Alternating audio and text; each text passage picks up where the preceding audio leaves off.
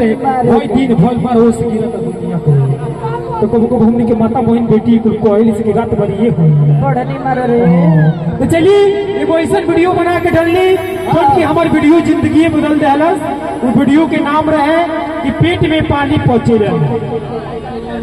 मगर एगो अपना जब भी हम मंच पे जाई रहती वो गाना के माध्यम से वो चीज बोली ले जो उनकी पूरा गाना में वो चीज हमारे जीवनी बा और वो चीज हम बोले चाहिए हर जगह। तो प्रेम से बोलिए दुर्गी महारानी की जय, साचे दरबार की जय।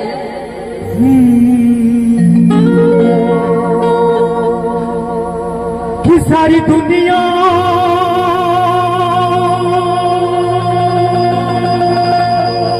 के हाथ मेरे सर से हटे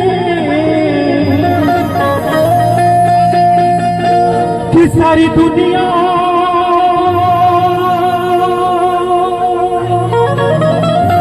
के हाथ मेरे सर से हटे अमाय अपना तू आंचल हटाना ना बच जाऊंगा अभी पर्वत से अपने नजर से गिराना। हमारा जीवन में कुछ बाना अगर बानी आप बानी तो हम बानी।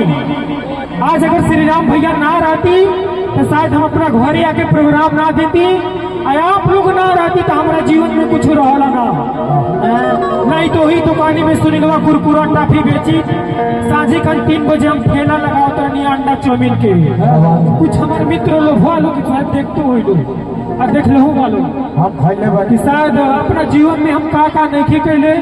एक बार ये रास्ता की है ना हम घर नहीं कहीं डीजे पर नाचे तो जो हमारा क्यों खाए के ना कहल खाना शायद खत्म हो गए। हमारा नाचत नाचत लेट हो गई तो खाना खत्म हो तो यही जब बारात की तिलका आई रहे यादव जी के घर रहे तो हम यही आएंगे तो खाना खाएंगे और रात हो गए 1:30 बजे रहे। अब पैदल रहनी हमारी परिस्थिति रहे। मगर आज दिल से आप लोगों के सैल्यूट बार पैर छू के प्रणाम बा कि सुनीलवा के आप लोग किराना की दुकान से उठा के एगो अंडा चाउमीन कुरकुरा बेचे वाला लड़का के उठा के आप लोग मूवी में उठा के फेंक देंगे। जो उनकी खेसारी लाल यादव निरहू लाल यादव अक्षरा मैम के साथ है अमर पाली जी के साथ में सबके साथ है आज मूवी होता।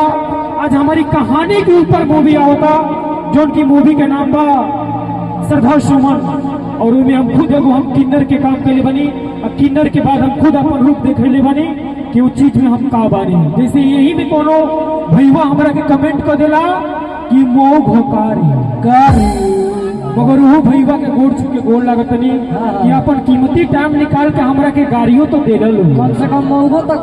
हाँ आज उहे मौगा जहाँ ना जाके तहाँ लोग हमरा के तारीफ करता जेकरा ना बात कराओ कि अपना परिवार से अपना बेटी से अपना बहन से अपना महतारी से लोग कहे लगे ए सुनील मेरी बीवी आपकी फैन है थोड़ा बात कर लीजिए।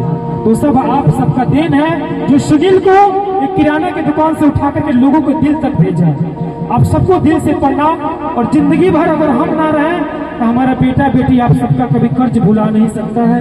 शायद आप लोगों ने वो चीज हमें दिया है जो हम कभी सोचे नहीं थे। लोगों का साइकिल मांग मांग के हम जाया करते थे प्रोग्राम में। आज आपने चंदा के पैसा से लगा करके हमने टाटा पंच कर दिया। कभी हमने सोचा नहीं था कि हम कभी चरपहिया पर बैठेंगे।